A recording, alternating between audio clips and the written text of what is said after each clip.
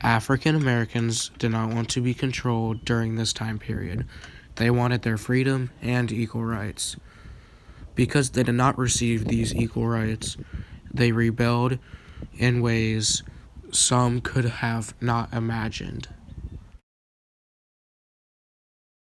The most common form of slave resistance was what is known as day-to-day resistance, or small acts of rebellion. This form of resistance included sabotage, such as breaking tools or setting fire to buildings. Striking out at a slave owner's property was a way to strike at the man himself, albeit indirectly. Other methods of day-to-day resistance were illness, playing dumb, or slowing down work. Both men and women faked being ill to gain relief from their harsh working conditions.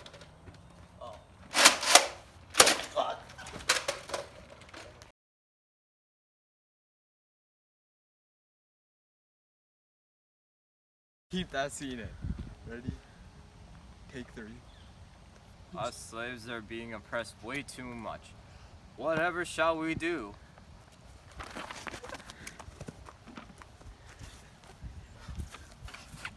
I have an idea! Let's go kill all the white farmers!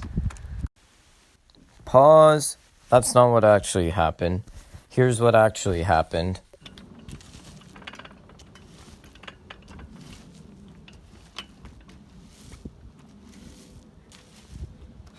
This sucks. Us slaves are being oppressed way too much. They didn't even give us the correct gloves in this environment to work with. The only way out of this is rebellion! Hey neighbor farmer, are you sure you want to leave your gun sitting around like that? I don't know. I do have a nice looking gun though. But I mean, I don't think these people are gonna rebel or anything, so I think I'm just gonna leave these here. It's not like anything bad's gonna happen. Good idea. Oh, I just heard them. Hey, want to join my rebellion to kill the white farmers? That beats this. Oh look, there's these guns that they just left around. Let's take them. Nice. Over time, Nat Turner gathered more followers.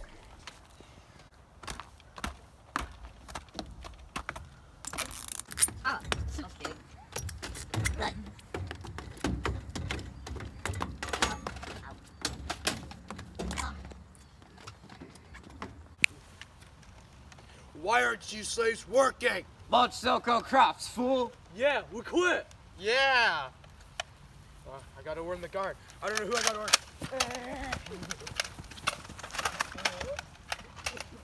No. Wow, that was correct.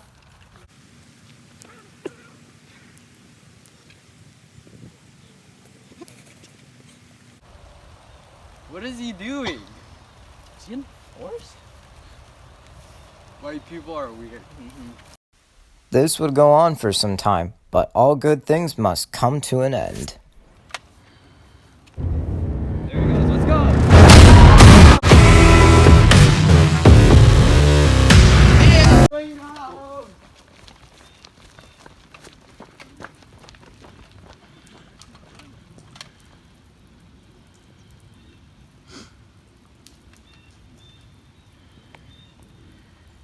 All right, I got a big gun and a lot of people to hunt. Oh. It's a beautiful day out, isn't it? I mean, sun is shining. Ah, it's raining. Dang it. Oh. You pay for that what, man?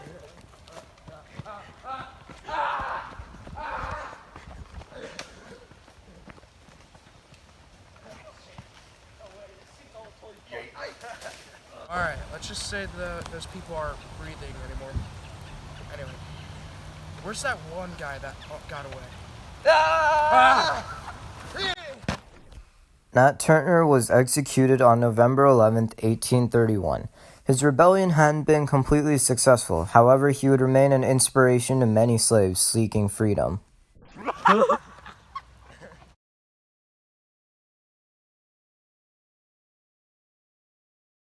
Born in 1775, Gabriel Prosser was a blacksmith by trade and was a slave along with his 2 brothers and his wife. the same old mulch. Along with the help from fellow slaves such as George Ballard and George Smith, they devised a plan to overtake the city of Richmond, Virginia, killing all the whites except Frenchmen, Quakers, and Methodists. Let's go. Good idea. Yeah. Let's go. Yes. Prosser gathered thousands and was going to attack on August 30th, 1800, but because of a rainstorm, the attack was delayed, and this gave the federal militia to conduct a defense in Richmond, and the slaves disbanded into hiding. Due to the rainstorm, we have had time to up our defenses. No! Now we can kill all the slaves. Oh. Hey, you know that man Prosser? Yeah, He's hiding out in the shed over there. he is. Yeah. You sure? Yep. How much money are we gonna get paid for this info? You're just gonna get mulch. Get back to work. But thanks for the info. All right, come here. Boy, why'd you stitch on me? Come here.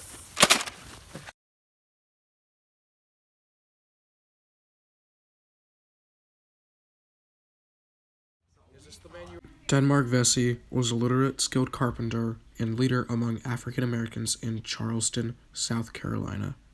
His first uprising was scheduled for July 1822, with his goal of taking Charleston by force and then sailing to freedom in the Caribbean.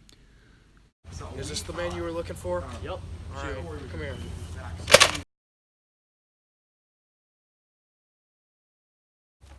On September 9, doing? 1739, an African slave named Jemmy broke into a gun store at Stonewall Bridge and went and killed any whites that they saw, including burning down their plantations if they had any.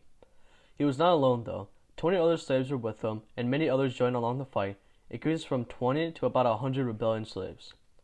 The rebellion was eventually taken down by Lieutenant Governor William Bull later in the same day. Get back Put to your work. hands up. Put your hands up.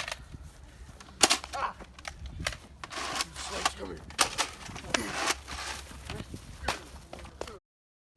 The impacts resulted in restricting rights of the slaves and more control, which meant tightened slave codes and kept slaves uneducated and prevented the assembly of slaves.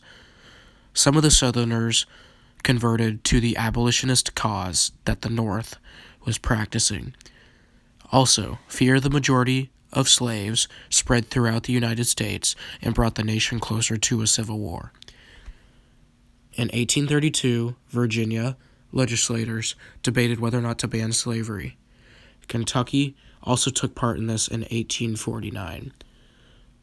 In 1836, the gag rule was adopted to ignore abolitionist mailings requesting to abolish slavery.